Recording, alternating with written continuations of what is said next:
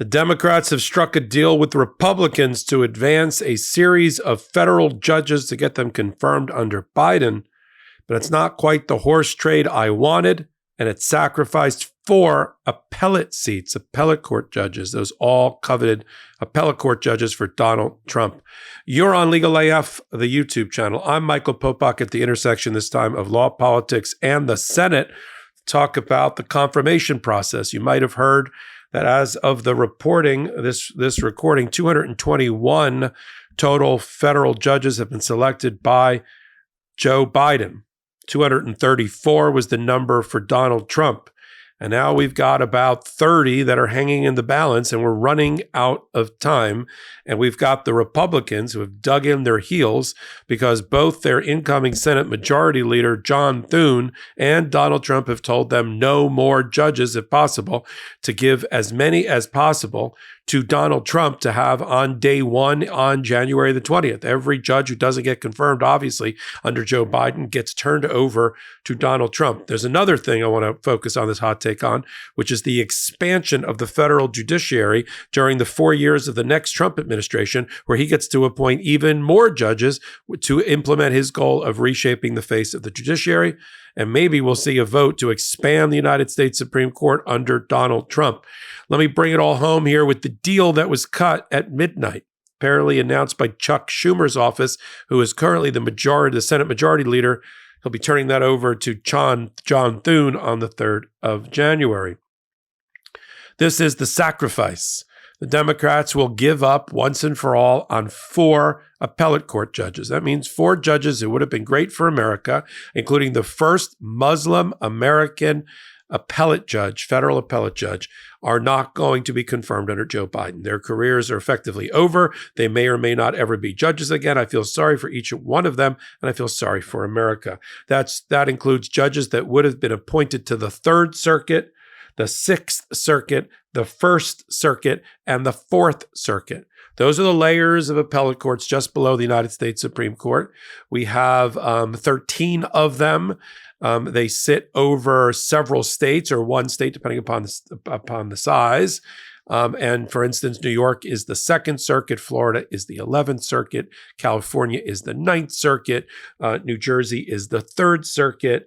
1st Circuit covers Rhode Island, Maine, and I think Puerto Rico, and the 4th Circuit is also in play. So Chuck Schumer, I think, is not being completely candid with the American people. He said that none of the four nominees for those positions could ever get past, didn't have the votes, as he would like to say, because there was some peel off by Democrats, or there was not at least one Republican who would vote for them, killing them. Of course, that was the strategy of the Republicans, right? Deliver to their Caesar, deliver to Donald Trump 4 choice appellate court seats upon his arrival, as he tries now to reshape the judiciary. Now, Donald Trump didn't have, much of a focus on the judiciary the first time around. He kind of offloaded it and delegated it to Leonard Leo of the Federalist Society to pick his judges for him. But having gone through the criminal justice system himself and having seen what a favorable judge like Judge Aileen Cannon could do for him, he's now an educated consumer when it comes to judges, and he's taking a more active role, if you will, in reshaping the face of the judiciary. So that is a gift. That is a win for Donald Trump to get 4 appellate seats. Now, Chuck Schumer says in the same breath, well, we got 3 times the amount of district court, that's the trial level judges, as we would without the cooperation. The Republicans didn't have the numbers. They couldn't do anything in terms of when the vote actually happened. But they could, and they have been delaying the vote based on procedural techniques, procedural rules that they were invoking to just drag out the process. According to Chuck Schumer, 9 judges will get voted on through this week, 7 upon the return from Thanksgiving, 6 into the first week in December. So by his math, trying to make lemonade out of lemons, he's saying, well, I'm getting 22 and I'm giving up 4. So yes, I understand the math. I understand that 22 is larger than 4. But the 4 were appellate seats.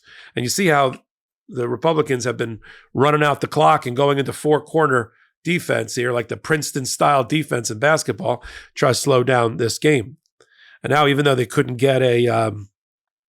stop it all, they were able to deliver, as I said to Trump, these 4 important, very important appellate circuit seats. These are the circuit courts that make the decisions up until the point, and it's the law of the land up until the United States Supreme Court rules otherwise.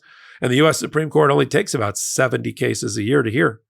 They're probably involved with another 200, but it's a very small number. Most of the work is done. Hard work, heavy lift is done at the circuit court level.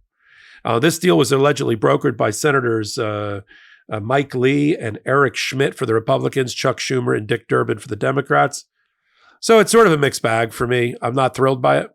But the reality is that this fight to try to get Biden to come close to matching the 234 sort of misses the forest for the trees, because everyone in a bipartisan way had always agreed that there was a shortage of federal judges. We need more federal judges. In other words, the boom in criminal law, immigration law, civil law, commercial law, there's just a lot of federal cases. A lot of it's criminal, but a lot of it is civil too. And we're short. Probably every district is short a handful, up to 5 federal judges, anywhere between 1 and 5, depending upon the size of that particular district. Whether it's Manhattan or it's Iowa, the one district in Nebraska, or the several districts that are in New York or Florida. They all need judges. A state like Florida, where you've got the Southern District, the Northern District, the Middle District, and all of that, that could be an additional 10 judges. Do the math that way. New Jersey could be an additional 5 or 6 judges. New York, 10 judges. And those could all be appointed by Donald Trump. So the fight now for the Democrats, honestly, is to stop court packing, is to stop the expansion of the federal judiciary. Now, I know that sounds counterintuitive because it was bipartisan. We wanted more judges. We just didn't want them all appointed by Donald Trump, let's be fair. And so we have to really stop the expansion of the federal judiciary during the 4-year term. And every time it comes up for a vote, we have to report on it here, talk about it, defend against it. Same thing when Donald Trump figures he's got the numbers in the Senate and he tries to court pack the United States Supreme Court. Now, the Democrats are always wringing their hands. Oh, we have to have a blue ribbon panel. We have to have a committee. I don't think it's right. I think we'll lose votes. We're always dithering. The Republicans are like, we need more Supreme Court justices. Let's vote on it tomorrow. Strong and wrong sometimes beats weak and right. That was an old quote from Bill Clinton. And we might be seeing this again. We're going to have to fight hard to avoid court packing at the United States Supreme Court, where Donald Trump says, let's have 12. Let's have 15. Let's have 15, and I'll appoint 9 of them.